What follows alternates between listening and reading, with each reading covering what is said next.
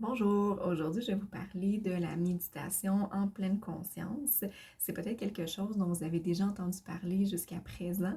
C'est une pratique qui prend de plus en plus de place et qui est de plus en plus connue là, dans le domaine de la psychologie.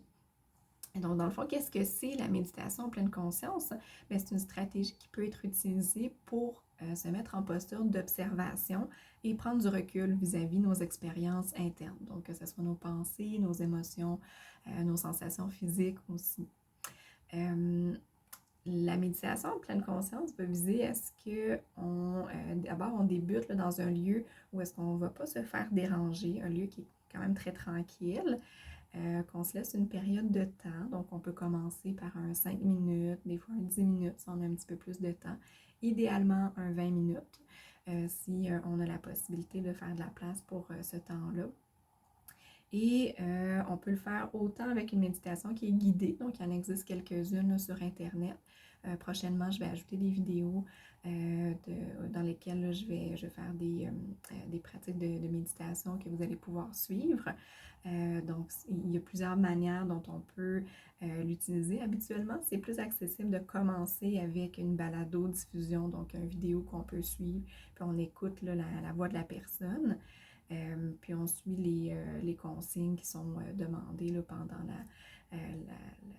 l'écoute. Et dans le fond, la méditation va viser à ce que on observe les moments où est-ce qu'on n'est plus dans l'exercice, donc les moments où est-ce qu'on est parti dans nos pensées, par exemple, puis que doucement on reconcentre notre attention sur le moment présent, donc sur ici et maintenant. Souvent, on va utiliser un point d'ancrage dans la méditation. Il y en existe plusieurs. Habituellement, on va commencer avec le souffle comme point d'ancrage. Donc, doucement, si on observe qu'on est rendu dans nos pensées, on va reconcentrer notre attention sur notre souffle. Le but de l'exercice n'est pas qu'on soit concentré sur notre souffle 100% du temps. C'est pas réaliste de toute façon. Là, c'est normal qu'on soit occupé par d'autres choses par moment. Des fois, les personnes vont dire ben, je ne suis pas capable de méditer, j'ai pas réussi mon exercice de méditation parce que j'ai été occupée par autre chose. C'est pas que vous n'avez pas réussi l'exercice de méditation. En fait, à chaque moment où vous observez que vous êtes dans vos pensées puis que doucement vous reconcentrez votre attention sur votre souffle, bien, vous êtes en train d'être au cœur de ce qu'est la méditation pleine conscience, c'est-à-dire d'apprendre à laisser aller notre pilote automatique et de doucement se reconcentrer sur qu'est-ce qu'on a choisi à ce moment-là. Et l'attitude dans laquelle on va faire ces allers-retours-là entre les pensées et le souffle va être très important puis est au cœur de la méditation en pleine conscience. Donc, c'est-à-dire qu'on va être dans l'ici maintenant. Donc, on va essayer de ne pas trop être dans nos pensées par rapport au futur ni au passé. Donc, on va se reconcentrer sur quelque chose qu'on a décidé de porter attention dans le moment présent. Et aussi, l'autre élément sur lequel on va essayer de se concentrer pendant ces situations-là, c'est qu'on va essayer de le faire dans une attitude de non-jugement. Donc, on ne va pas se dire, ben voyons, pourquoi est-ce que je suis encore dans mes pensées? On va essayer de le faire aussi dans une attitude de sans effort. Donc, on ne tire pas. Le but, c'est pas de se dire, ben là, je me mets comme objectif de ne pas passer plus qu'une minute dans l'exercice de méditation de 5 minutes dans mes pensées. Donc, c'est pas ça l'objectif. C'est vraiment plus de se dire, ben, je vais prendre ma météo intérieure.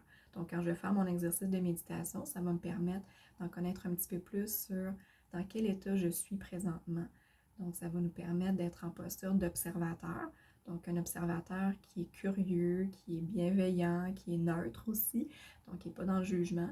Et dans un observateur qui est aussi qui voit les choses un peu comme si c'était la première fois qu'il voyait.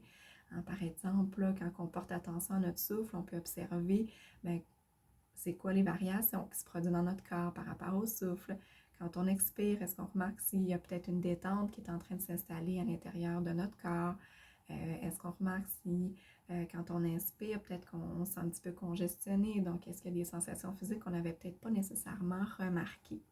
C'est intéressant parce qu'on sait que les émotions s'inscrivent dans notre corps à travers là, des sensations physiques. Donc, d'être en posture d'observateur neutre comme ça peut nous permettre d'avoir un peu plus d'informations sur c'est quoi les variations dans notre corps, dans quel état est-ce qu'on est à ce moment-là.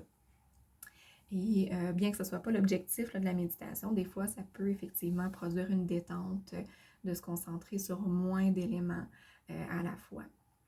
Donc, si jamais c'est une pratique qui vous intéresse, je vais avoir quelques vidéos là, que je vais ajouter prochainement là, sur la méditation en pleine conscience. Donc, dans le fond, si je résume un peu, là, qu'est-ce que c'est de prendre une période d'arrêt dans notre quotidien où est-ce qu'on ne sera pas dérangé. On peut le faire en posture assise pour que ça vienne quand même solliciter l'éveil, la concentration, mais qu'il n'y ait pas de douleur. Le but de l'exercice, c'est qu'on observe les moments où est-ce qu'on est sorti de l'exercice, où est-ce que quelque chose est venu capter notre attention, puis que doucement, on reconcentre notre attention sur notre point d'ancrage, donc comme le souffle par exemple. On peut avoir l'image un peu comme d'une vague là, qui vient puis qui part doucement sur le bord là, de la rive, comme attitude où est-ce qu'on va laisser aller nos pensées puis doucement se reconcentrer sur notre souffle. Puis éventuellement, on va essayer de généraliser cette attitude-là aux variations de nos émotions, donc à comment est-ce qu'on se sent dans notre vie quotidienne. Quand je vis des émotions, c'est quoi l'attitude que j'ai tendance à avoir? Est-ce que j'ai tendance à essayer de la mettre dans un placard? Est-ce que j'ai tendance à tirer?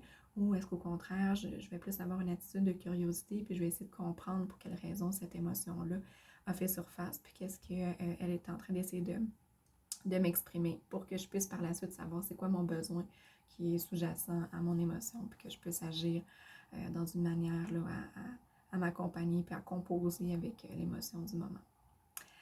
Donc voilà, j'espère que ça vous a éclairé un peu sur qu'est-ce que c'est la méditation en pleine conscience.